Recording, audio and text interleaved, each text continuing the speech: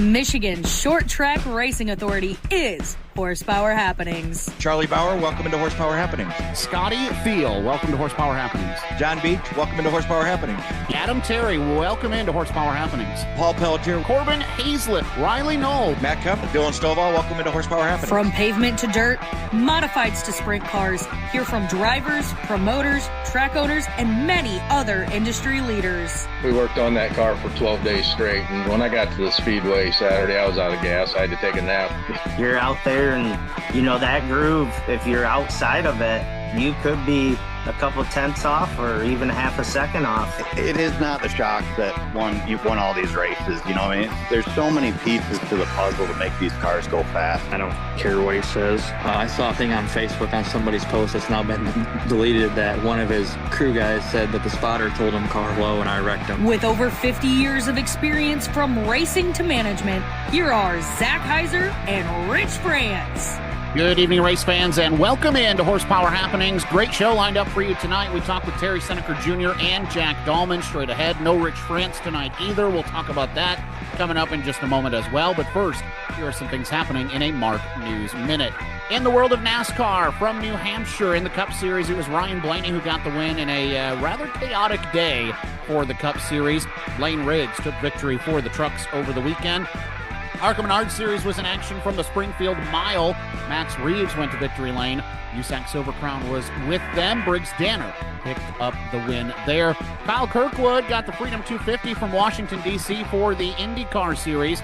Sheldon Hodenshield and Logan Schuchart split trips to Wisconsin with Ogilvy and Jackson Motorplex. And Corey Day went back-to-back with the High Limit Racing sprint cars over the weekend.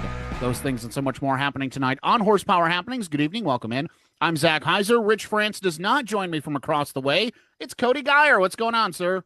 Oh, it's another Monday here in Michigan. And, well, I think Rich is off with a golf outing. So excited to fill in the Rich France spot on spot duty tonight. Cody Geyer may or may not have COVID-19. Still to be determined on that. So good luck to you. Godspeed.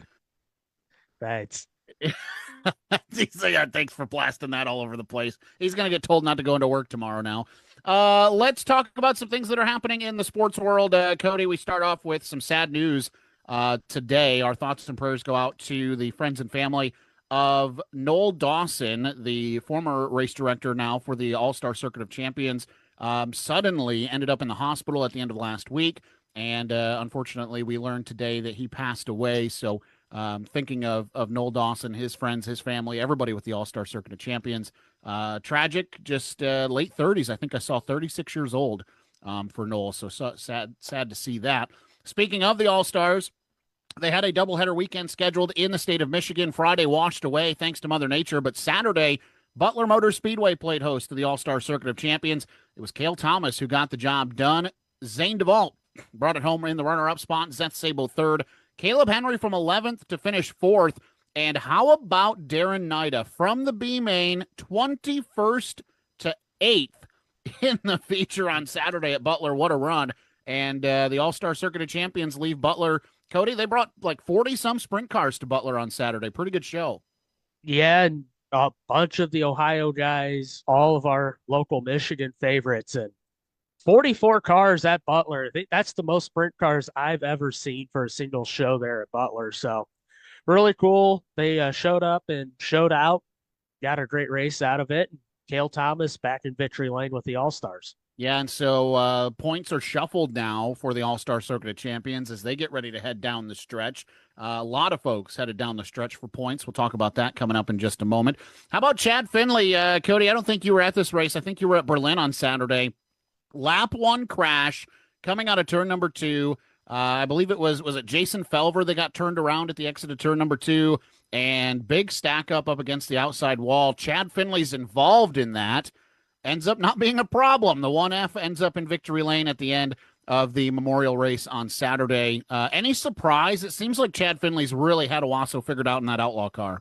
Yeah, and another win at Owasso for Chad, and it's his first of the year. Blake Childers had been dominating, won all 3 previous races at Owasso, including the Bob Finley Memorial, and I think just tough break for Blake Childers trying to go for 4 in a row, but it was just a matter of time before Chad Finley found victory lane at Owasso. And it was kind of up in the air where he was going to be at Saturday, and it all paid off for him.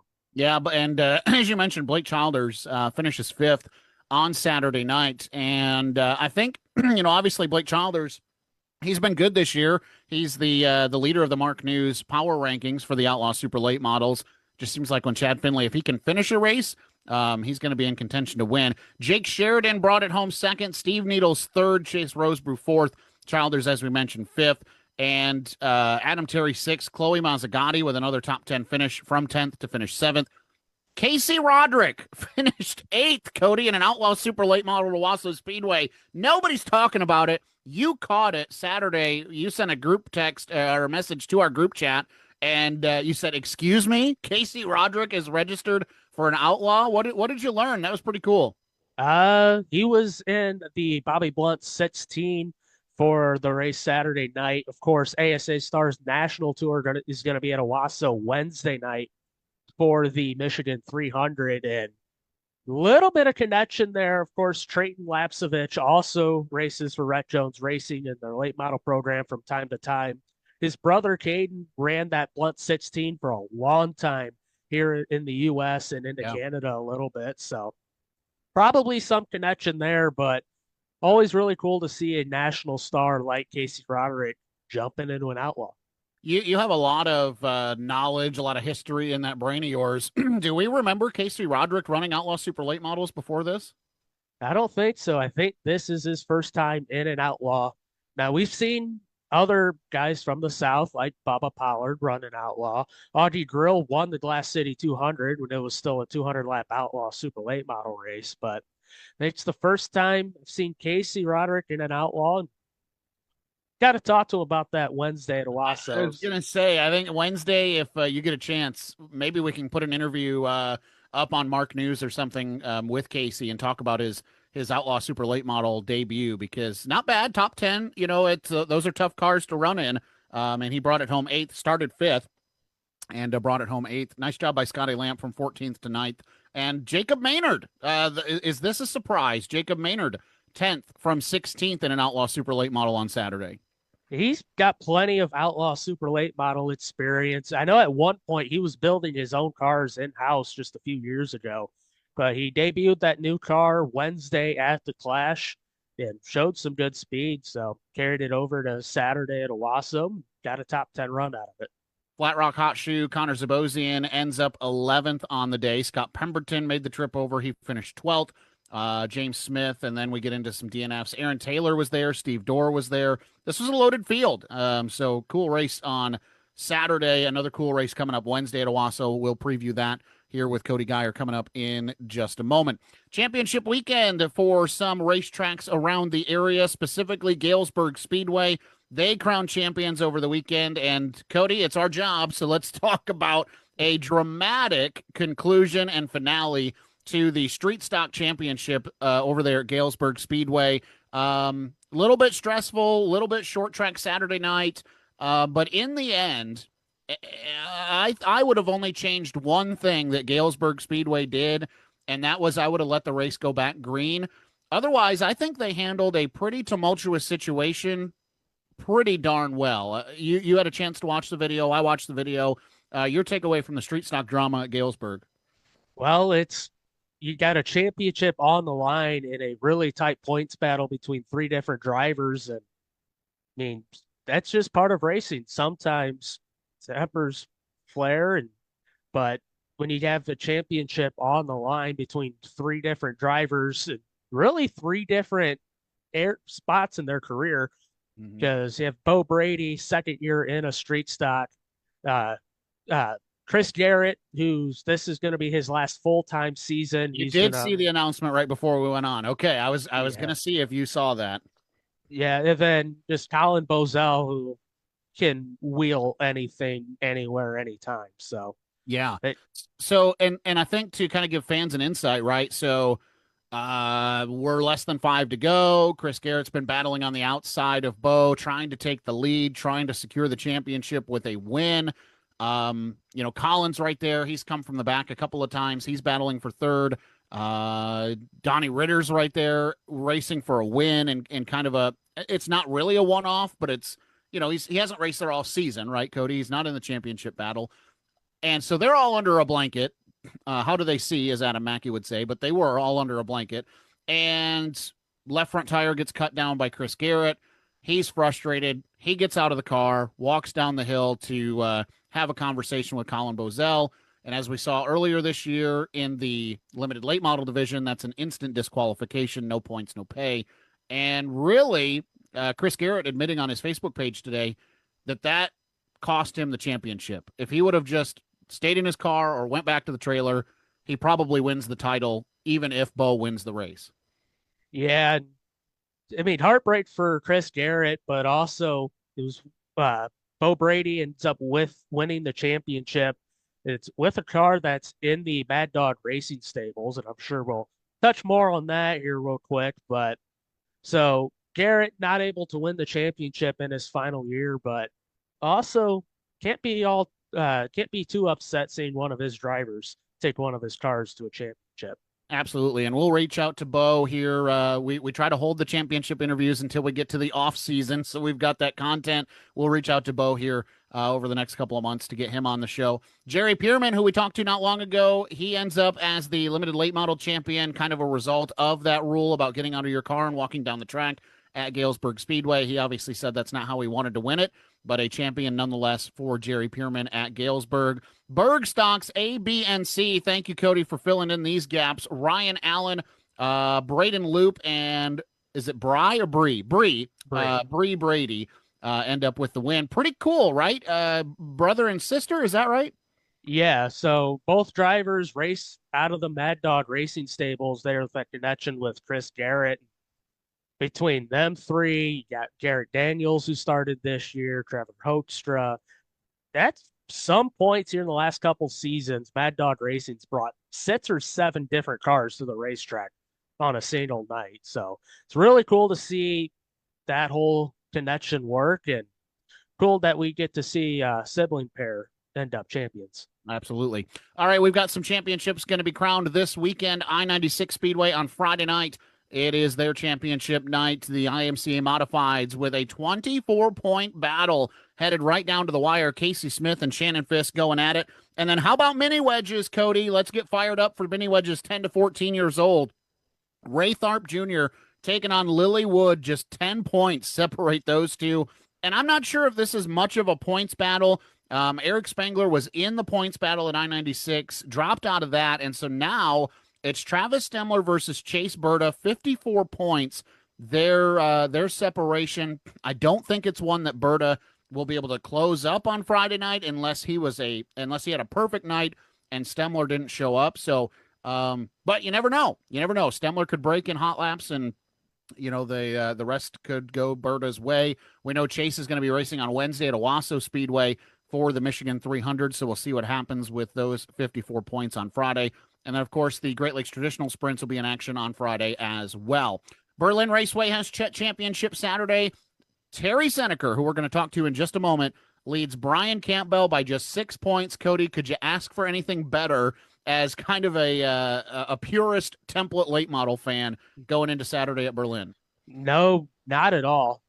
It's really a story of 2 different seasons. Senneker able to point his way, ride the weight of consistency to hold the points lead going into final night. Brian Campbell, 3 wins on the year, including this past Saturday night. So can't really ask for much more than to see a championship go down to the wire, especially one at Berlin Raceway. Will Terry Senneker pull the Matt Kenseth for the championship on Saturday? That's the question. He's been doing it all year, so I don't see why he can't hold on for another week. All right, let's preview quickly the Michigan 300 coming up Wednesday at Owasso Speedway. Cody, you plan on being there. Granted that you don't end up bedridden with the flu. Michigan 300 on Wednesday. You've had a chance to take a look at the preliminary entry list. Small but mighty, is that how you would describe this entry list? I mean, 18 cars, 18 super late models, making the trip up here to Owasso Speedway and up here to Michigan. What's your take on the entry list that they put out? I mean, yes, it's a bit smaller than we've seen the previous 2 ASA Stars races at Owasso, but just looking at the list, it's still as strong as the others have been. I mean, looking at last year's winner, Bubba Pollard, he returns. He just won Saturday at Cordele. Casey Roderick, we talked about him earlier in the 30. Carson Brown can't lose, and he's back in the 81.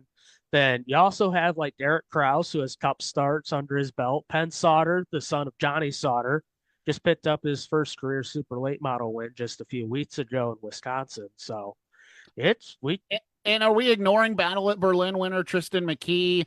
Most recent Owasso Speedway winner Chase Pinson. Well, I guess not really. Kyle Steckley got the job done, but you think about Chase Pinsono, as good as he's been at Owasso. Chase Berta, former Masters of the Pros winner there. Kyle Steckley is the most recent template late model winner there at Owasso Speedway, picking up this year's Masters of the Pros. Jade Avedizian is in there, Michael Simcoe, and then, of course, Keelan Harvick. This thing's stacked. I mean, there's only a couple names we haven't read off. Isaac Kitzmiller, Casey Klein, I think maybe you even said that. Is it Tyler? How do you say Tyler's last name, Cody? Tyler DeLay. I put that one on you. Albert Francis is there, and that's everybody. That's all 18. I think Bryce Miller. There we go. That should get everybody. So who do you pick, right? I mean, who's your way too early favorite on Wednesday at Owasso? I mean, just going off the past ASA Stars races this season, it's Carson Brown until somebody can prove they can go out there and beat them straight up. That Anthony Campi Racing number 81's been on fire this year, and Brown, fresh off his NASCAR O'Reilly Series debut as well, was in contention for the win last year. So it's Carson Brown's to lose until somebody takes it from him. You think Tristan McKee can ride momentum on Saturday? I can't quit looking at his name at the top of this entry list, and the fact that he just won at Berlin, obviously a much different racetrack, but so much momentum to be had after a huge marquee win. Yeah, and he's off a good run with the Truck Series over the weekend as well. So McKee also going to be a tough one to beat. I think he ran this race last year as well, so he already has that track familiarity. And I mean, just looking at the list, it's going to be a fun one. All right, Cody's putting all the chips on Carson Brown. I guess I'm gonna say Tristan McKee. I can't shake it. But again, 18 car entry list, 15 of them could win, and the other 3, if things fall their way, they could be in contention for the win too. So it'll be a good one. Get out there and take it in Wednesday at Owasso Speedway. And if you can, of course, the ASA Stars National Tour broadcasted exclusively on Track TV. Coming up tomorrow, right here on Mark News and the Mark News Network of podcasts, the Super Speedway podcast makes its live show debut tomorrow night. So don't miss it, 7:30 Eastern Standard Time, the Super Speedway podcast, which has been around for quite some time, so you can get familiar with it on Spotify and Apple, iTunes, everywhere that you enjoy podcasts. But it makes its Mark News Network debut tomorrow. Eric Young, James Cooch, the Super Speedway, all things NASCAR. If you're a NASCAR fan, even a general fan, they've got what you're looking for. Keep you in the know as we get ready for the chase to return to the NASCAR Cup Series. Hope to see you tomorrow, 7:30 Eastern Time, live on the Mark News Network of podcasts. And lastly, from the news department, Cody, looking forward to this. A huge announcement last week, the Horsepower Happenings All-Star Invitational presented by Extreme Indoor Karting and Entertainment Center, coming up Saturday, November 14th. You and I, Cody, we've kind of been working on the back end on some ideas and some things to do with this show. We've got a great list of drivers that we're going to send some invites to. What is your excitement to get them all on go-karts in November and see what they're made of? I mean, it's the start of the off season, and so not having any racing there, it's just going to be cool to see drivers from really all disciplines in and around the state of Michigan, whether it be dirt, outlaw super late models, sprint cars, just you name it. It's going to be fun to see a bunch of drivers from different disciplines come together for a fun day of go-kart racing. I did get it confirmed yesterday that Horsepower Happening staff will get a chance to have a fun run at Extreme Indoor Karting. Will you be giving a right hook to Noah Longyear during that event? Noah, you, whoever's in the way, they're getting the right hook. Hope to see you there. Hope to see you there Saturday, November 14th at Extreme Indoor Karting. We've got a great show lined up. Terry Senneker Jr. is waiting in the wings. We're going to talk to him about his history-making Clash win, championship battle at Berlin, and so much more coming up next. This is the Horsepower Happenings podcast. The Horsepower Happenings podcast is Michigan's short track racing authority. For nearly a decade, Horsepower Happenings has given race fans a chance to hear directly from their favorite drivers, local track owners, and promoters. Horsepower Happenings is the only podcast keeping fans engaged with Michigan area racing for 52 weeks a year. Don't miss the Horsepower Happenings podcast live on Facebook every Monday night at 6:30 and available everywhere you enjoy podcasts. Visit horsepowerhappenings.com and follow on Facebook, Instagram, X, and YouTube.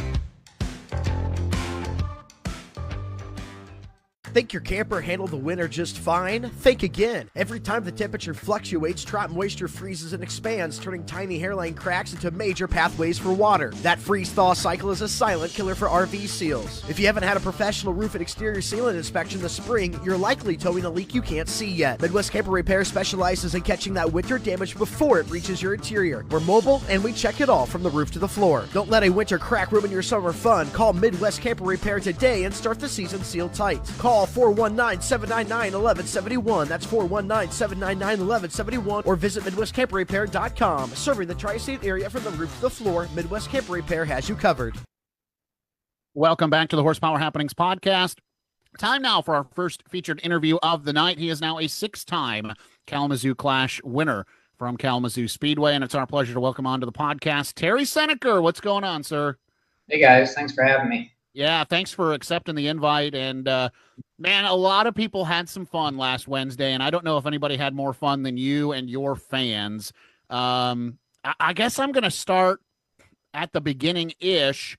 After a 6 or 7, what's it end up being, 7 or 8 year hiatus from Outlaw Super Late Model Racing, all of a sudden we hear Terry might be coming back for the Clash. How did this process start, and how long was this in the works with Blake and his team for you to race on Wednesday? Blake had mentioned it here or there over the past couple of years. He's mentioned me racing one of his cars, and earlier this year I think he got a little bit more serious about it. He started poking at me on Facebook, doing shout outs that I need to drive the car and stuff, and the time kind of got nearer, and we didn't have any really firm plans to, but Blake threw it out there a couple times to me, and I was like, all right, sure, let's do it. And we just decided to go have some fun with it, honestly. And we worked on the car. It was probably, I got the car a few weeks before the race, and didn't work on it a whole lot, but worked on it the week before we tested. We tested the week before once, and that kind of just shook the bugs out and stuff, kind of got me decide what I needed to change in the cockpit and a couple things. And then we tested on Tuesday, the night before, and actually worked on a little bit of speed and car handling. What was the feeling like, I guess, getting back behind the wheel of an Outlaw? Because we've talked to a lot of guys who run both who say that, okay, yeah, that template car, super late model racing is fun and it's got power and there's aero involved, but it's nothing like an Outlaw. Were there major changes from what you remember the cars being like, or were they pretty much the same from 2019? Pretty much like I remember. Just your body, the muscle memory, your body forgets the G-forces that, how fast the car accelerates, how much grip it has, how much aero downforce, how much side force in the corners. I know Kalamazoo's a little bit worn out. We're not quite going as fast as we used to. The track is a little worn down, but yeah, it's fun. It's fun to drive. You can throw them around a little bit more. I guess you don't have to be quite as disciplined as a template car, because template cars are built mostly about mechanical grip. They have a lot less aero grip. So it was fun to drive it and kind of throw it around a little bit, but it was pretty intense the first time, getting back used to it, the first test day. Yeah, and I've heard a bunch of people say that Kalamazoo's changed quite a bit, just even in the last couple years. Just what was those changes like going back to 2019. Yeah, the track is a lot more wavy, bumpy. It's got like rumble strips. It's bouncy coming off the corner. There's some bumps in the middle of the corner, and so that was quite a bit different. Head was bouncing around in the car, and it took me a while to get used to that. Bouncing off the headrest, and at first, when I first tested, it was kind of violent. Honestly, the cars are so in the track, that it was a lot of movement and stuff, and even in the power steering, it would slip the belt once in a while, and shake that around in my hands and stuff like that. But yeah, it in the groove, it's very line sensitive because it's gave up so much grip. So it's really easy to miss your marks and really lose time around there. Yeah, then looking at my race pass here from last week, started fourth in the Clash, which I guess my first question is, have you ever started that close to the front in that race? And then not that I can remember. No, if I did, it was one of my earlier Clashes, back when I was just getting going racing.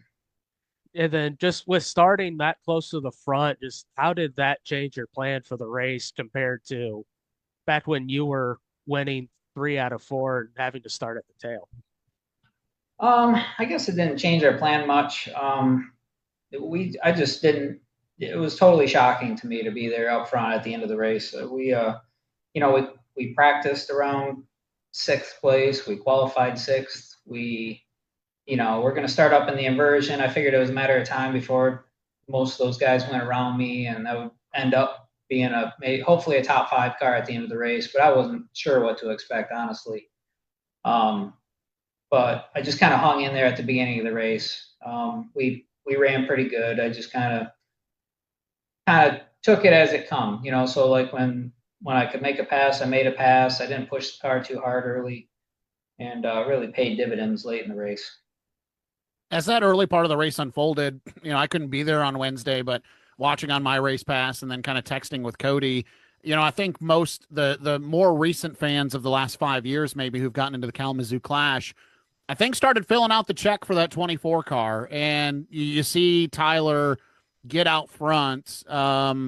Is the race over in your head at that point? Do you think you're racing for second, or do you think you have a piece that can run Tyler down? And I know that's a loaded question because as a race car driver, you never want to give in on something. You never want to concede, defeat. But when somebody's been as good as he has in recent years, you got your work cut out for you. Oh, definitely. In my mind, you think you're racing for second there. It was probably, I forget what lap he took the lead, but when he went by me early in the race, I didn't have anything for him. And then we had a couple restarts there, and he got out there pretty good. And I didn't really even keep next to him for a full corner. And his car was turning really good. It was really handling well.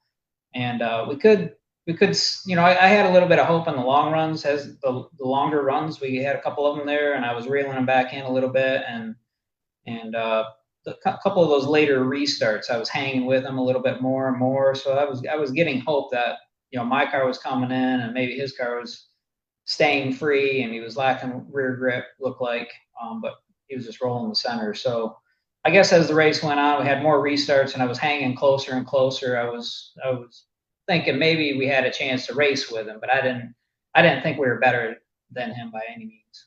Now, sometimes an opportunity to just race a guy is all the hope you need to maybe find something. So late caution, right? And all of a sudden the 24 car pulls off. Do you know in that moment that fuel is a potential issue? Do you know that that's why Tyler pulls off? Are you thinking about that in your head for your car? Not exactly. We went through 3 and 4 after a restart, and he kind of went up the track and hesitated for a second. I rolled up next to him, and he kind of raced with me for a couple laps. And I could hear him behind me when I got out in front. I could hear him still racing, so I wasn't sure if fuel was an issue, at that point. And then, I seen him pulling off, no power, and I was guessing that was it because we did have a lot of cautions, and there were some of them lengthy cautions and putting down oil dry and stuff like that. Do you start worrying about your program at that point? I know that I know everybody's program's different, and fuel cell sizes aren't necessarily mandated in Outlaws, and then of course your fuel load's not necessarily mandated either. But do you start thinking in the back of your head, does this car have enough to go the distance? Oh, absolutely, because I had no idea how much fuel he started with, and so for all I knew, we could have started with the same amount of fuel as he did at the beginning of the race. And not racing one of Blake's cars, I had no idea on mileage. We just topped off the fuel before the race and called it good, and then we had a lot of restarts, and so that's you're just mashing the gas on those restarts for a few laps. You got tons and tons of grip till the tires come in. And we've actually got a clip, Noah, the second clip there that you played, if you can scrub that back, talking about mashing the gas, because I was going to ask, did your right foot change when Tyler pulled off? But then I think this clip, Noah, is the one that maybe is the last restart, and you look like you were shot out of a cannon. So I don't think your right foot changed at all. No. In those longer runs, obviously you're not going full throttle from the center of the corner, but on those restarts, yeah, the thing was just hooked up in a straight line. It was really good, and it's a Jimmy Michaels motor and just great power, and that thing built power right from the time my foot lifted off the brake. So I'd gas it up and kind of ride the brake a little bit, and then when I decided to go, it was all there. It didn't stumble or have to come into the camshaft. It was instantly there, and we had the traction too. So it was really awesome on restarts. Yeah, you won your first Clash in 2008 driving for Terry Gentry, and now you're back on top of the all-time winners list with 6. Just what's some of your favorite memories from your Clash wins over the years? Well, this one by far is ranks right up there with the first one, as far as how special it is.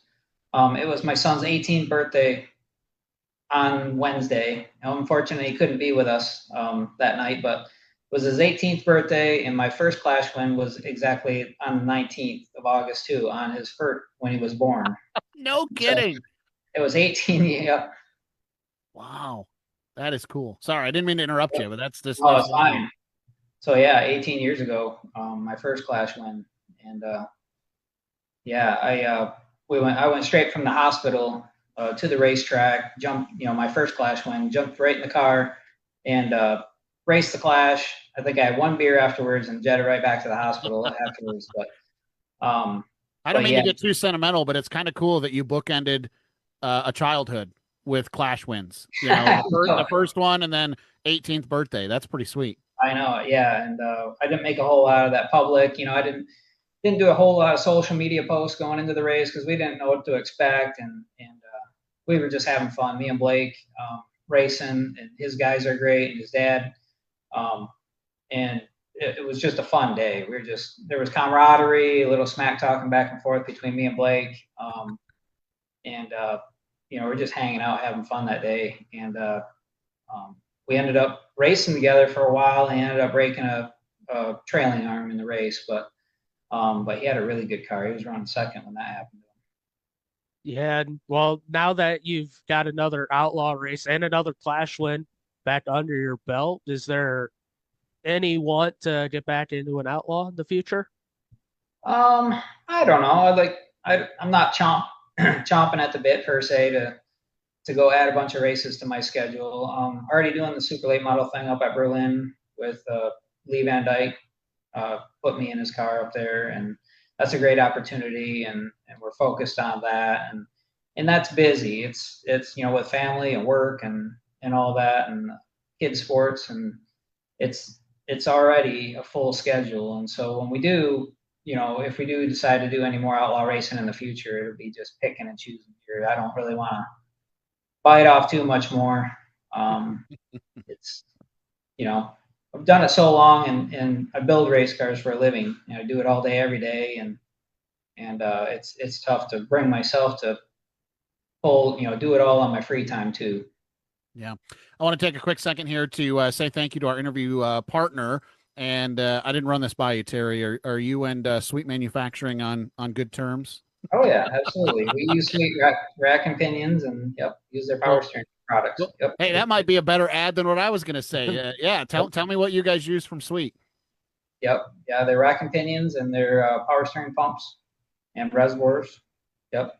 Good stuff. So if you want to be in the winning category like Senneker Performance, sweetmanufacturing.com. And I love pushing this because we were budget racers back when I raced, and we were always looking for a way just to get to the end of the season. And Sweet Manufacturing has a couple of ways they can help you with that. First of all, free shipping on orders over $500 anywhere in the continental United States. And those orders need to be placed online at sweetmanufacturing.com. But they also have a scratch and dent section. Check there to see if they've got something that you could use or that you might need to get through the end of the year, and make sure that you're good to go. And if you're already a champion and you're already looking toward 2027, again, just like Terry said, rack and pinion, steering boxes, pumps, U-joints, even quick releases for your steering wheels and steering columns and spindles, all sorts of things available at Sweet Manufacturing. Let them turn your wheels, sweetmanufacturing.com, or you can call them locally, 269-344-2086 for Sweet Manufacturing. Now, I want to talk about Berlin, but I want to wrap up Kalamazoo before we get there. And I'm going to backdate a little bit here. So when you decide that you're going to run Blake's car, and it's been, as we've well documented, since 2019, since you've ran the Clash, you know that Tyler's tied with you on the all-time wins list. You know that when people find out you're going to run this thing, it's going to be a big deal. Was there some nerves going into Wednesday? What was Terry Senneker's headspace like getting ready for the race? Not too many nerves.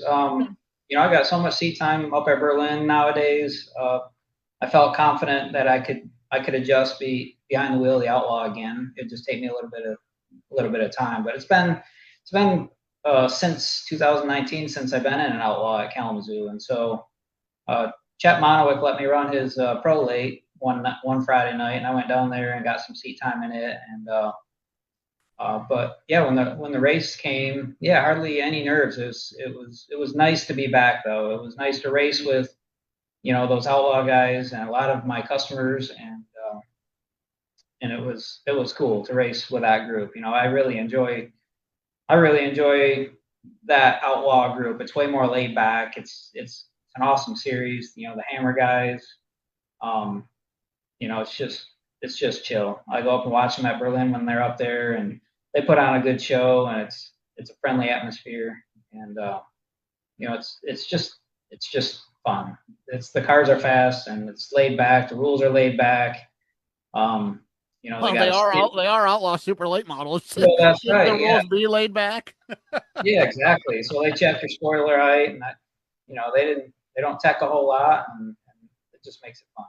Now, I got to ask you this, and you can tell us the God's honest truth, or you say what you need to, because you're a race car driver, and I think I know the answer. When Tyler tied you at 5, did that help give you a little motivation to get back behind the wheel and try to reclaim the all-time wins list?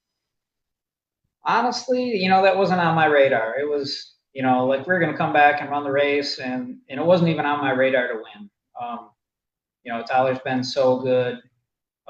There's other, you know, Mark Shook's been good. Adam Terry's been really good. Steve Needles can win anytime. Brian Bergaker. These guys are doing it. And, you know, to go out there and race like we did was totally unexpected. I was shocked when we found ourselves in second place at, you know, in the closing laps, and then to take the lead at the end. I was just I was blown away. I couldn't believe it, but it wasn't even on my radar to win another one, because these guys are good. And now looking into the championship race at Berlin, you're up 6 points on Brian Campbell going into the finale Saturday night. Just how are you feeling going into it, and get another opportunity at another Berlin track championship? Yeah, it's amazing to be in that position up there. It's really a stacked field. It is, and I know nobody's hit it 100%. Nobody's been that guy to be every week and, you know, week in, week out. There's been guys that have come on, and then, you know, other guys that come on strong. We've been kind of that consistent, just, you know, we're there in the top, you know, going over the scales most every race. We haven't knocked down that win, but we're qualifying really good every week, and we're just getting the points, you know, and so, I mean, that being said, I mean, it's a stacked field, but nobody's really hit it right on. So, you know, we feel like we can win any week. We just haven't got it done. So we've had a fast car all year. We're hoping to have a better week this week and finally pull off a win because we really want to win. The points have kind of shaken out. We didn't necessarily have our eye on a points championship, but running consistently every week and being one of the front runners has put us in that position. And how did you end up in behind the wheel of that 24? Well, Lee Van Dyke's been a longtime customer of mine. Very loyal. I drove this car a couple of years ago, off and on, but not consistently. I'd run a couple of the big races here or there. And me and Tim Sweeney's the crew chief, and we kind of put pressure on Lee. We said, if we're going to get better at this thing and make the program better, it's really hard to, for me to race one race here or there, and then, Ryan Bergaker drove it for a race or two. Tyler Rohrig has been in it. Steve Needles has been in it. And all those guys have done pretty decent in it, but, to take it to that next level, any one of those guys would need, to be committed to it for a while to see it out. And that's kind of what we've done. With the template stuff there, it's been, from what you sent me, I don't think there's one in between there since 2014, since you won a track championship at Berlin. And I know you said, we want the wins and the points have kind of shook out. Yeah. For that program though, what you're trying to sell race cars and you're trying to do business and trying to make a program better. There's got to be some joy in that though, for sure. Oh yeah, no, it's a great opportunity. It's a great opportunity to race for Lee and then have some of that freedom, between me and Tim Sweeney to make some decisions, to, suspension changes and things, to tune that car in and kind of have it like a house car program. It's not in-house, but it is almost like a house car program. And so, yeah, it definitely helps helps my customer base get better as well. I want to ask about this. We've had your competition, right? We've had the Van Dorns on, and we've talked to some chassis builders on the dirt side as well, who are race car drivers. How has that evolved? Obviously, the Senneker name is a Hall of Fame name. You guys have just been so good at what you do for so long. How has that evolved as far as Senneker performance and building race cars? And, what sort of challenges have you guys faced over these last, 10, 15 years, just kind of trying to keep up? Yeah, it's the sport is very competitive. And so you're only talking a tenth or two from taking you to being that guy that everybody wants to be in your stuff to, them being, wanting to go elsewhere. And so it's very competitive. And so, yeah, over the years, it's kind of, it's evolved a little bit, but it's kind of the same old, win on Saturday, sell on Monday, or whatever, whatever they say about that. There used to be a saying about that, but it's kind of that way still. And so it's, it just keeps you ever changing, ever working on the cars, developing. And do you see that though? I assume Blake is running Senneker stuff. I assume that's what you ran on Wednesday. So do you get some emails and some phone calls like, hey, we need to update our car or we need a new car? Do you still see that? And it was win on Sunday, sell on Monday was the old thing they used to say in the Cup Series about those cars. So is that still applies to chassis manufacturing? Yeah, it does. Yeah. It sells parts. It builds customer confidence. It reassures them that, we're in some good equipment, brings those guys coming back, wanting some setups, needing some work. And then, confidence to buy cars. It's, we're not going anywhere. We're still working on the cars. We're still making them better every day. And, that's not going to change. And so, it does. I mean, the more successful you are, obviously, and the more wins you have, the more just confidence that people have. They're not going to question, should I buy this car or shouldn't I buy this car? It's a no-brainer. Yeah. And, well, not only are you building cars on the template side, you're really the main builder of outlaw cars. Most reveal the hammer fields. You see the chassis maker and it's Senneker. So just how are you able to balance all that? It is a tough balance. It's, building outlaw cars and super late models. And we're a small shop, but yeah, it's a tough balance sometimes. We get super busy sometimes, and between having cars in both classes, some weeks you're buried and you're just overwhelmed. But you just gotta deal with it. Well, I want to give you an opportunity. Well, I was just going to say on that note that Cody just made. Mark News on social media, we do a completely accurate, non-negotiable power rankings. That's tongue in cheek. And Blake Childers has been at the top of it, pretty much all summer. We were just trying to figure out, we couldn't remember. Is Finley in a Senneker? He is, yep. Okay, all right. So perfect. So this is going to roll right into that. What in the world have you guys figured out about Owasso Speedway? Because, man, those cars are tough there. Yeah, we're having a great year with Blake. I've the Outlaw guys know, but I don't know if everybody knows, but I pretty much crew chief Blake's car. They do a great job as far as maintaining the car and keeping it clean and everything, ready, race ready. They got a great crew and all that. And I'm fortunate to have the opportunity to go help him, when my schedule allows. And yeah, he is just a great driver. He's really good at Owasso. Chad Finley's a great driver too. And we're just never satisfied. And so even if we win a race or we're top of the board in practice, we're still pushing for that little bit of extra. We're still dialing on the car and trying to just take it to that next level. Pretty good when a bad day at the office is a top 5, huh? Yeah, that's right. Terry, I appreciate you making time. There's so much more, and I know Cody feels the same way that we could talk to. We didn't touch on your dad's legacy at all or any of the other family that you have in the Hall of Fame. We just don't have time. So hopefully we can get you on again, okay? I hope you had a good time. Sounds good. I did. Thank you, guys. Congratulations, Terry. Thank you for making time for us. Good luck this Saturday. Hey, that'll be our excuse, okay? You figure out the championship on Saturday. We'll get you back on. Yeah, that's going to be a nail biter right there. Ryan Campbell's running really strong right now, and so we got to be spot on if we're going to pull it off.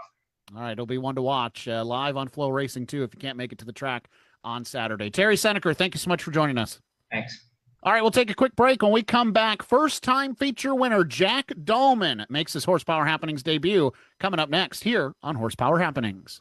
Think your camper handled the winter just fine? Think again. Every time the temperature fluctuates, drop moisture freezes and expands, turning tiny hairline cracks into major pathways for water. That freeze-thaw cycle is a silent killer for RV seals. If you haven't had a professional roof and exterior sealant inspection this spring, you're likely towing a leak you can't see yet. Midwest Camper Repair specializes in catching that winter damage before it reaches your interior. We're mobile and we check it all from the roof to the floor. Don't let a winter crack ruin your summer fun. Call Midwest Camper Repair today and start the season sealed tight. Call 419-799-1171. That's 419-799-1171. Or visit MidwestCamperRepair.com. Serving the tri-state area from the roof to the floor, Midwest Camper Repair has you covered. KG Media is your home for all things photography, race day social media, and more. Cody Dyer brings more than a decade of experience working with the top brands in short track racing.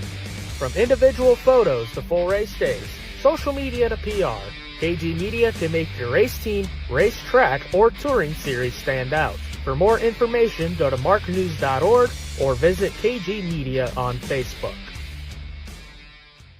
One of the biggest question marks for your event is, what are we going to do for food? Heavenly Smoked Barbecue is your answer. Serving Michigan and Northern Indiana, Heavenly Smoked Barbecue brings the best from the grill to your plate with pulled pork, pork belly, chicken, mac and cheese, baked beans, and more. Graduation open house, birthday parties, weddings, festivals. If it needs food, Heavenly Smoked Barbecue will offer options that will have them saying, that smells heavenly. Call 269-908-3948 or find Heavenly Smoked Barbecue on Facebook.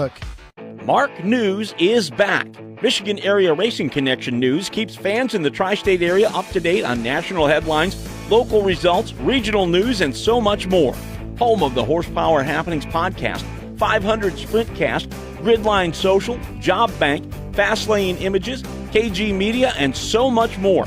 MarkNews.org is the one stop for any race fan who needs to know what's going on in the Michigan area. Plus, get the Mark News weekly newsletter sent right to your inbox, FREE free. Sign up today and learn more at marknews.org. Marknews.org, the Michigan Area Racing Connection. Make sure your brand stands out from the crowd with Madman signs and designs. Flashy, clean, color, or simplistic, Madman signs and designs can make sure your race car, business vehicle, merchandise, or even your iRacing rig looks exactly how you dreamed it would. Get designs that help your brand, team, or business stand out from the crowd with the Madman at Madman Signs and Designs. Call 517-647-9573 or find Madman Signs and Designs on Facebook. The Horsepower Happenings podcast is Michigan's short track racing authority. For nearly a decade, Horsepower Happenings has given race fans a chance to hear directly from their favorite drivers, local track owners, and promoters. Horsepower Happenings is the only podcast keeping fans engaged with Michigan area racing for 52 weeks a year. Don't miss the Horsepower Happenings podcast live on Facebook every Monday night at 6:30 and available everywhere you enjoy podcasts. Visit horsepowerhappenings.com and follow on Facebook, Instagram, X, and YouTube.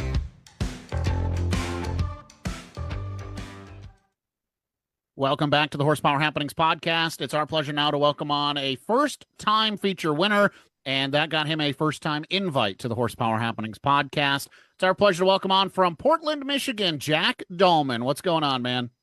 Not much. How you guys doing? Thanks for the invite. Good, man. I was excited to see, and actually I didn't realize that it was the first one ever, feature winner on Saturday at Crystal Motor Speedway. Congratulations.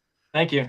Yeah, it's been a long time coming, but yeah, finally was able to capitalize on Saturday. All right, so I used to be the house announcer at I-96 one season. I think it was 2018 that I was there, and I think you were there at that time. Does that sound right?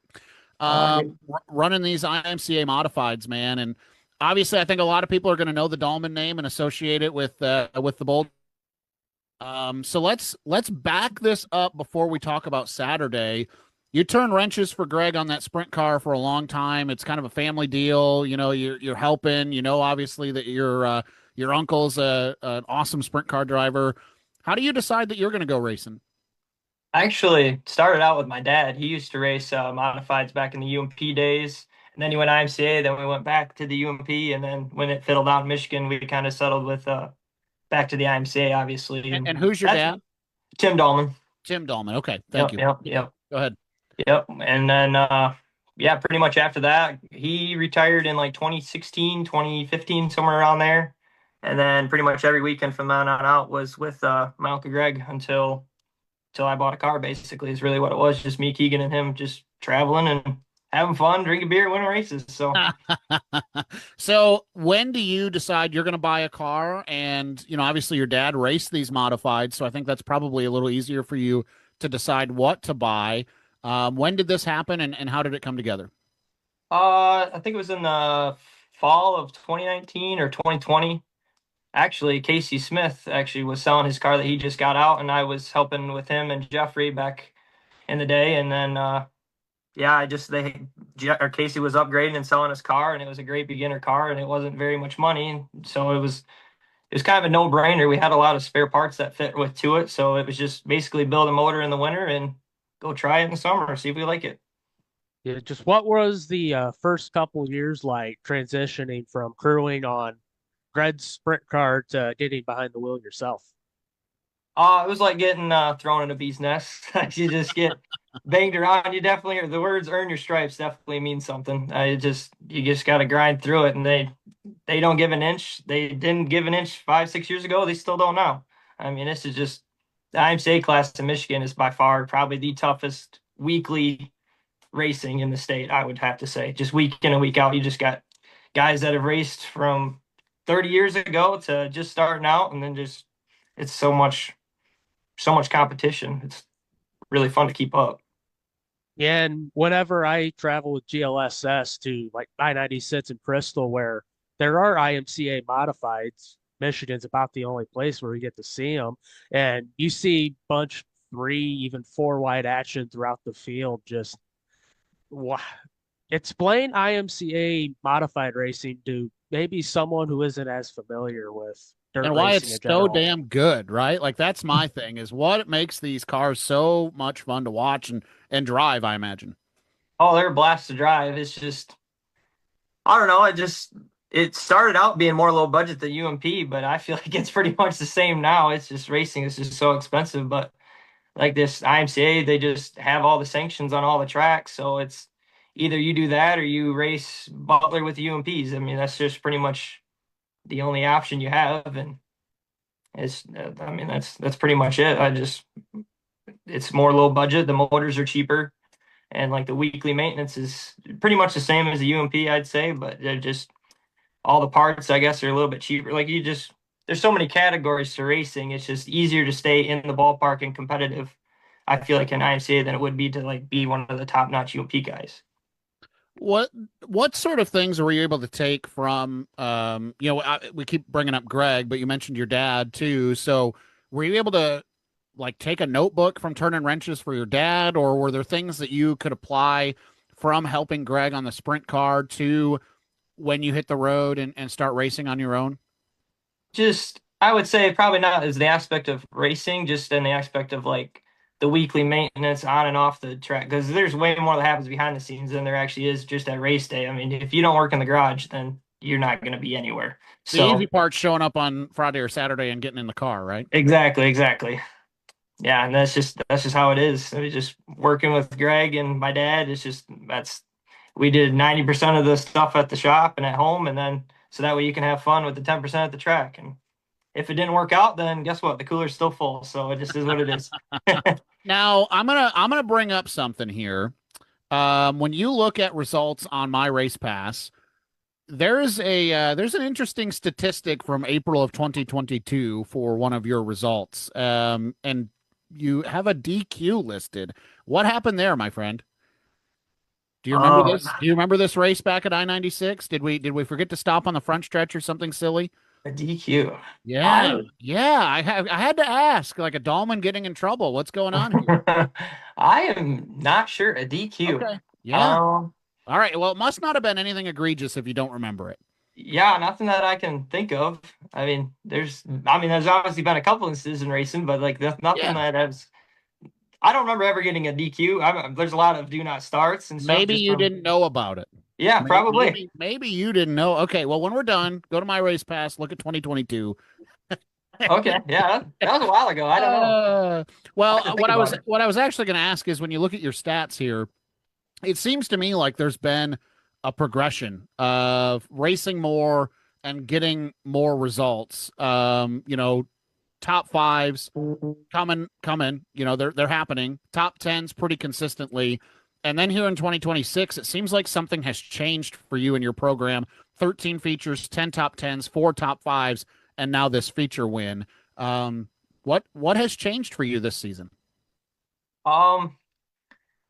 This season, I mean, just putting a lot of work in the off season on my own stuff. And then actually halfway through the year, I got a call from Jeff Rhea saying that his backup car, owned by Greg Bauer Racing, they offered me the ride to come try it out halfway through the I-96 year and just see how it goes and just get my toes wet. Just try a different car. It's a little bit better equipment, I would say. And I think it's just been fast right out of the gate. I think we got top 3 the first 2 or 3 nights, and then obviously just was able to pick up the win on Saturday. So it's just been moving forward the past 4 to 5 weeks, 6 weeks with the rainouts and stuff. But yeah, it's been a lot of fun. That is something, and then Cody, I'll yield to you after this. But that is something that every driver dreams about getting an opportunity of, right? Like somebody rings the phone, hey, do you want to drive this race car? What was that moment like for you? I was actually kind of shocked. I mean, I've always been around them. I mean, Jeff and they only live 2-3 miles from the road for me. So I've just been learning and growing with them, and I go help them if they needed any help. But yeah, just to get the call, it was pretty neat. And then actually for having to work out, there's a lot of people that offer you rides and stuff, but it never follows through. But to actually have one, and it's such good equipment. I mean, there's no slouch. Jeff Rhea won the national championship last year. So, I mean, it's prime equipment. I mean, top-notch team. So it's an awesome opportunity. And it's just how it is. Yeah, and like you mentioned, Jeff Rhea winning the IMCA national championship last year. What's it been like to have him in the same shop as you now and just being able to work with him and bounce ideas off of him? Oh, just a notebook of knowledge. Like I said, I'm still learning, completely new to this. Ever since, like I said, at the beginning of the year, I mean, just basically a lot of knowledge. Like he's just got all the answers, all the questions I ask him, all the pointers. I mean, especially just like even running Crystal. I mean, he knows that place like the back of his hand. He's won the track championship there like 3, 4 times now. So it's a good thing to have in your back pocket, definitely.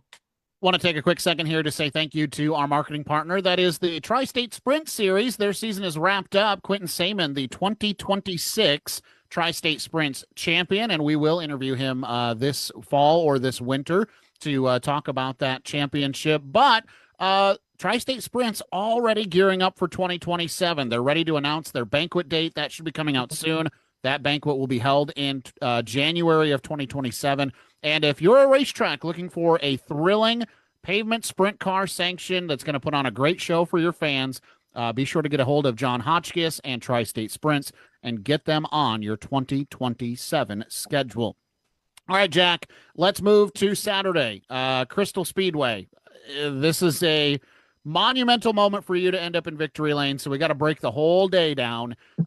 Let's go from the top. You get some hot laps, I imagine. Well, actually, do you guys hot lap locally? I don't think you do. No, not at Crystal. No. Okay, so you're hitting the track for heat races right off the rip, man. How did the day begin?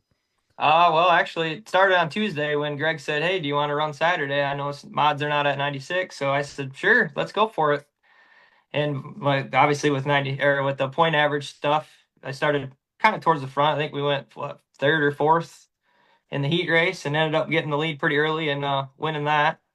So that was a pretty good relief. Like the car was good, and I knew we didn't need to make too many changes, so we just kept it pretty basic and ended up getting redrawed in the 5th spot. And yeah, I was just able to nickel and dime with a couple of cautions and somehow got the lead. I was pretty settled for second there, and then we got a late yellow, and I just said I was either going to try to win it or finish 10th or 12th. I didn't care. So I want to talk about the guys that you start around. Joey Williams, who I'm not familiar with, that's just me personally. I'm not familiar with. Scheduled to start on the pole. Nathan Patrick, longtime modified racer, scheduled to start outside row 1. Dan Petrie to your, or actually just ahead of you, Don Proctor Jr., who is doing really well. He starts 4th. You start 5th. And then you've got Chad Spencer to your right hip pocket, no slouch. This field is stacked. You end up winning from 5th, Nathan Patrick 2nd, Jeff Rhea 3rd, Brayton DeYoung 4th, Myron DeYoung 5th from 14th. This is a who's who of IMCA modified guys around our region. Oh, for sure. Like I said earlier, I mean, it's just like getting thrown in hornets nest every night. Like you have no time to think or second guess yourself, I should say. And it's like you said, it's just a top tier field. I think Myron, he's won 32 years in a row now or whatever. And it's just ridiculous. Some guys, like I said, every single time you look down when I was up top, either Brenton was underneath me or Jeffrey was hitting me in the back on a restart. I knew he was there. And then you got Nathan. I mean, he's already won probably 3 or 4 times there this year. It's just a stacked field every night. What was the emotion like? And sorry, Cody, I know I'm so excited. I'm just taking everything.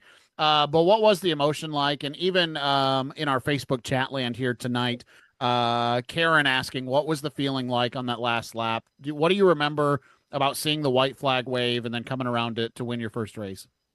I was actually a sigh of relief. I knew I had a decent enough gap, and I just hit my lines and just stay calm, and then just get to the finish line. You can have fun after. So I just didn't want to throw it away. That was basically it. Just hit my lines and bring it home. Yeah, and finally getting the first one out of the way, do you feel like that's gonna help you go finishing out the year and then going into next year knowing that you've already put it in victory lane? Oh yeah, for sure. I mean, it's just the confidence booster. Even coming up here next month, we got $5,000 to win there with the Great Lakes Nationals. I mean, that's obviously Jeffrey and his team. They got the setup to run there. So I mean, we'll just put that back in the notebook and keep it rolling, I guess.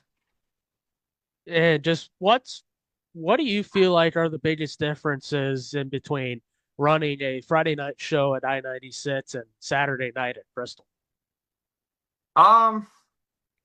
Other than the speed, they're very similar to me. I-96 is more of a hammer down track. Like I-96, you always have like one, you can always guarantee that there's another line besides the one you're running versus like, I would say sometimes Crystal, like you just have to be so much more aggressive on, like I say, restarts or close battles. And there's a lot more, I guess, room at 996.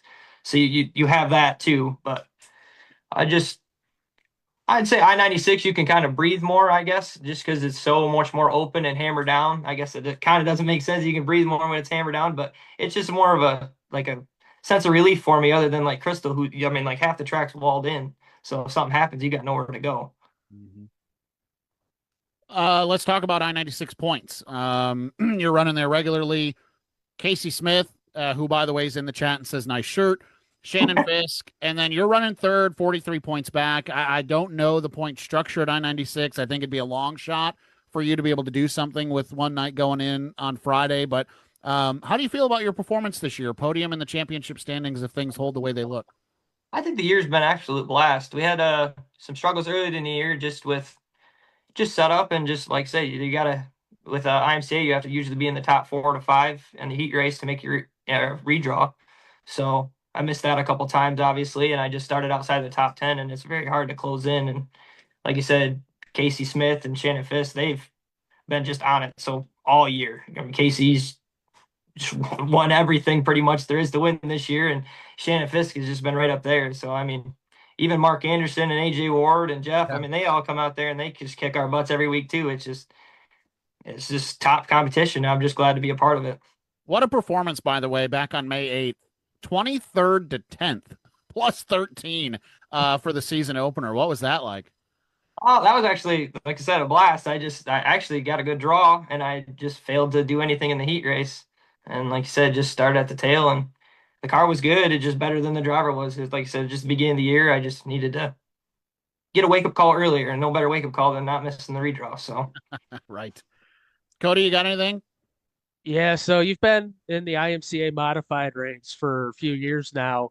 Is that where you're planning on making your home at for the future, or do you have any other ambitions that maybe like a dirt late model or even a sprint car that you'd like to try out? I mean, if the opportunity ever comes, then yes. But like as of right now, my home's with the IMCA mods. It's the most affordable for what I'm doing right now, and it's just, I have everything, and it would be like just way out of basically budget and time to start and try to go venture off into a different class. Like you said, it's not feasible at the time right now, but I mean, I'm always open to anything. But with this kind of deal that you and Jeff have worked out, and I say Jeff because who actually owns the car that you're driving again? Greg Bauer. So is there an opportunity here for a program change going into 2027 after how things have gone? Yeah, I actually got a confirmation text the other day that sounds like we're going to be in there full time next year. Is that right? Cool, man. Congratulations. Thank you. Is that exciting for you? Oh yeah. It's going to be a fun year. Couple things, right? Like to know, first of all, know that you're going to have equipment that's capable of winning. Know that you as a driver are capable of winning, because we've heard from countless drivers on this show who've admitted, doubt starts to set in when you go so long without a trip to victory lane. So now you know those two things, and you already know that you have plans locked in for 2027.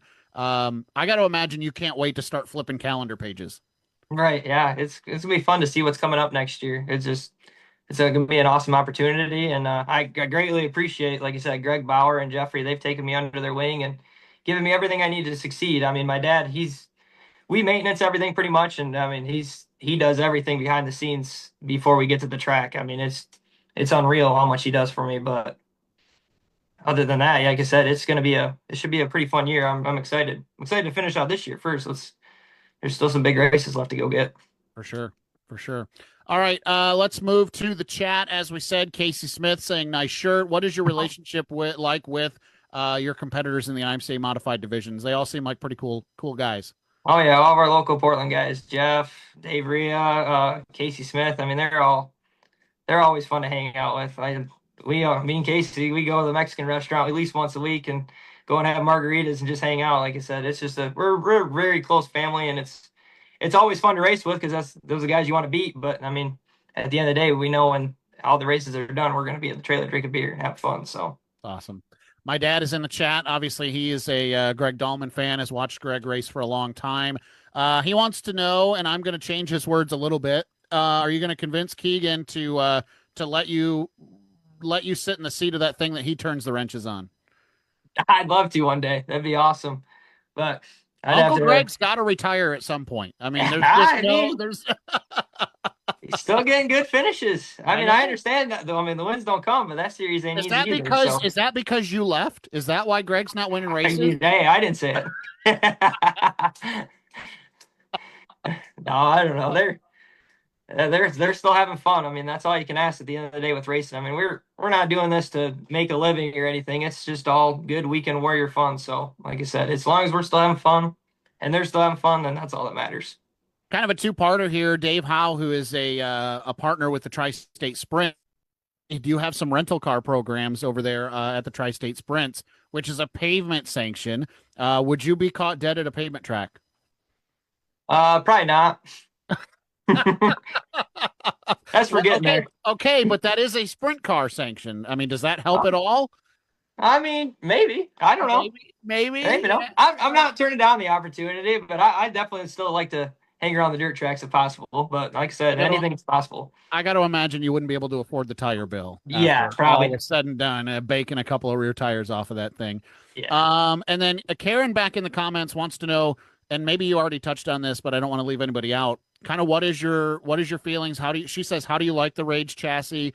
I'll kind of go a little bit further and say, like, what are some things that chassis does that you appreciate more?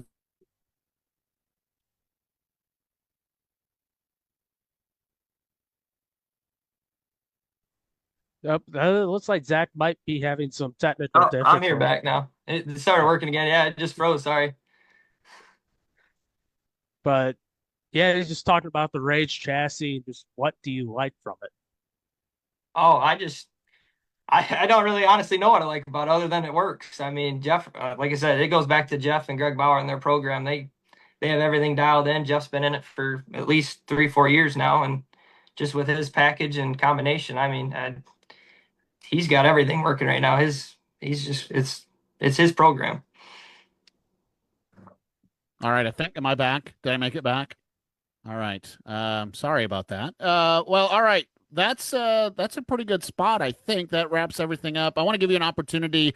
Not everybody could be at Crystal on Saturday, and obviously we all couldn't be at Crystal or on crystalmotorspeedway.tv. Give you an opportunity to send out some thank yous, man, for your first feature win. Oh, well, first of all, obviously thank my mom and dad and my family, like brother Luke and Brock. I mean, they do all the stuff behind the scene that definitely gets us to the track. Greg Bauer and Jeff Ria, obviously.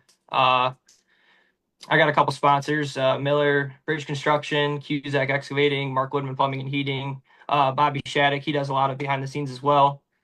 Photo Finish Detailing. And yeah, that's pretty much it. I mean, those are the guys that have stuck with me since day one, and they ain't going anywhere as of now. So. Awesome. Well, Jack, man, I appreciate you making time to be on the program tonight. Nice job on Saturday, picking up the win, and congratulations already knowing what your 2027 plans are. That's awesome. Yeah, thank you. All right, we'll take a break. When we come back, hopefully my internet holds strong enough that we can put a bow on this program. Cody and I will take a look at the upcoming calendar of events straight ahead here on the Horsepower Happenings podcast.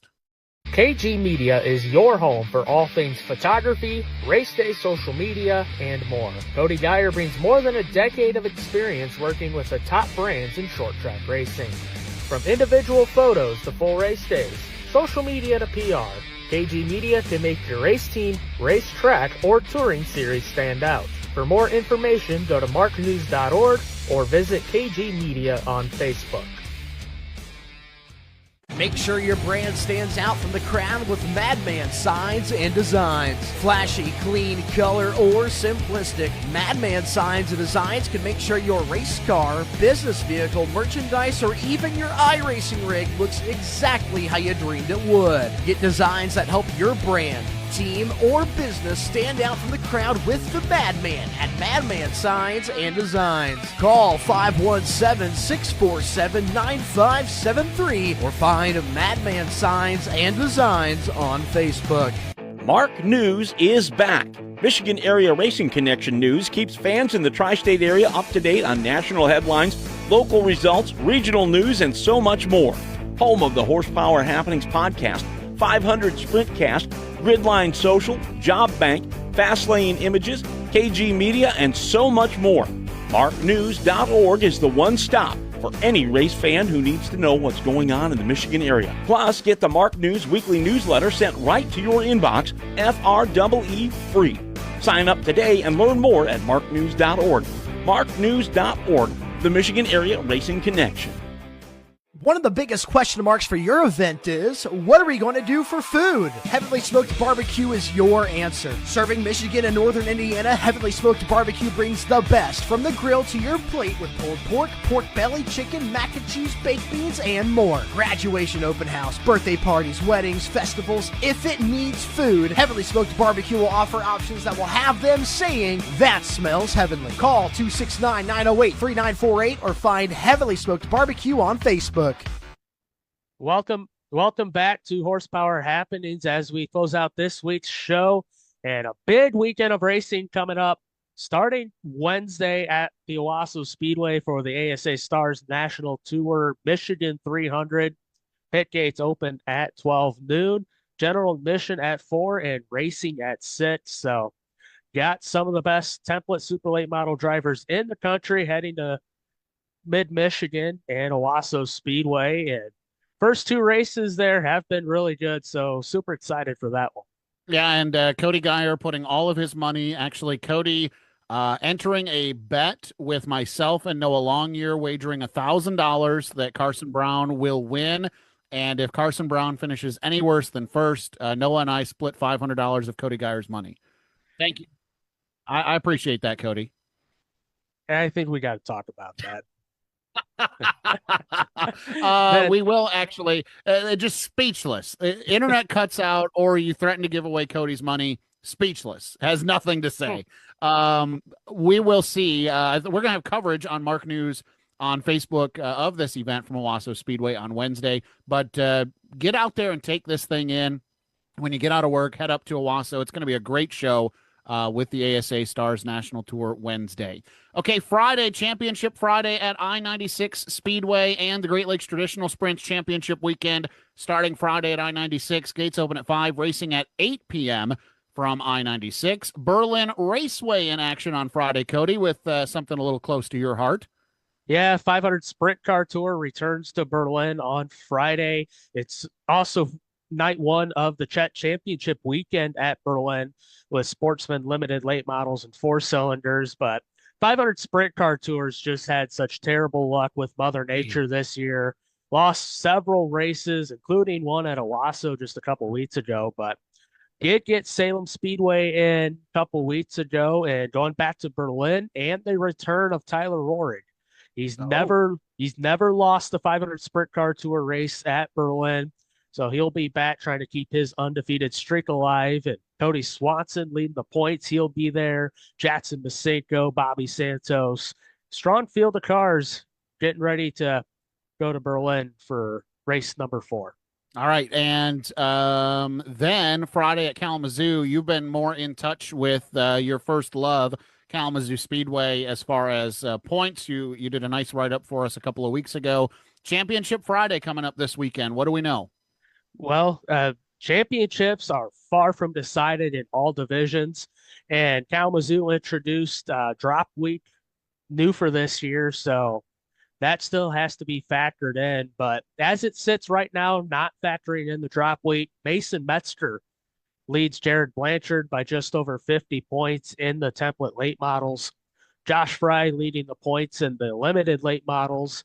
And then Matthew Elzy Jr. in the compacts, and Jeffrey Town in the street stock. So, yeah, the drop week still hasn't been factored into the current standings here on my race pass. So, what you see there, it might be a lot closer. It will be for at least a couple divisions. So, that's you can't really ask for much more. 4 championships to be decided Friday night. All 4 of them are still very much up for grabs. Yeah, that's exciting for sure. No games, no gimmicks. I mean, a drop night, yeah, I guess that is kind of a gimmick, but still pretty cool to have championships coming right down to the wire. And Berlin Raceway, as you mentioned, Chet Championship Saturday. We talked with Terry Senneker earlier in the program. He and Brian are knotted up in a points battle for the template late models. Dylan Stovall has kind of fallen off with a tough performance on Saturday. Not sure that he'll be able to be in contention this coming Saturday for a track championship, but two of the best to hold a steering wheel in late model competition going at it on Saturday night at Berlin Raceway. Pits at 2, gates at 4, racing at 6:30 all weekend at Berlin. And the Great Lakes Super Sprints will crown a champion this weekend as well. The Ohio Cat Division with its final 2 nights of racing. Friday night, Great Lakes Super Sprints make their debut, or I guess it'd be their first ever appearance at Mansfield Speedway. And then Saturday, they head to the quarter mile of Millstream Speedway to crown an Ohio Cat Division champion. Will it be Mason Hannigan? Could be. Will it be Max Stambaugh? Could be. Will it be Chase Dunham? Kobe Allison?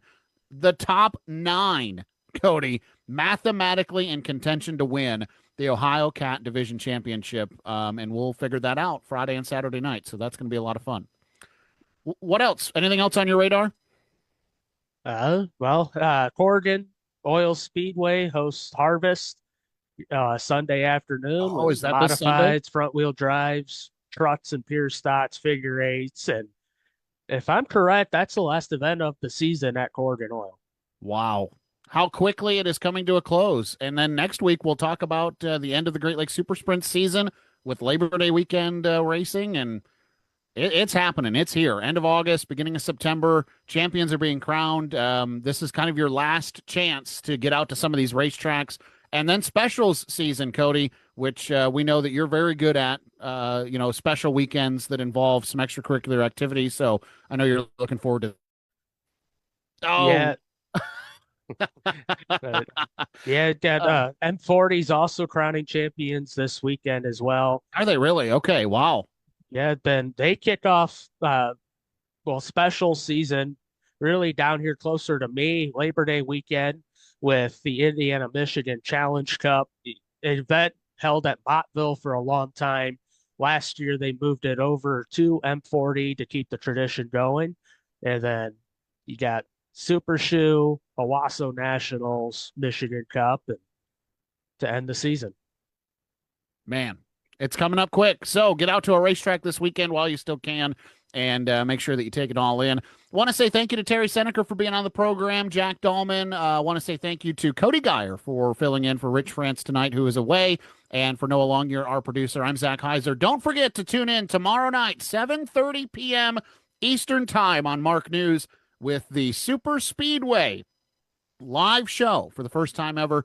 We'll be talking, not me. I won't be talking. I'll be producing. So if it looks terrible, it's my fault. Eric and oh my, Kuch, James. Thank you, James. Eric and James will talk all things NASCAR tomorrow night, 7:30 on Mark News. That's going to do it for our program tonight. Have a good evening. We'll talk to you same time, same place next week, right here on Horsepower Happenings.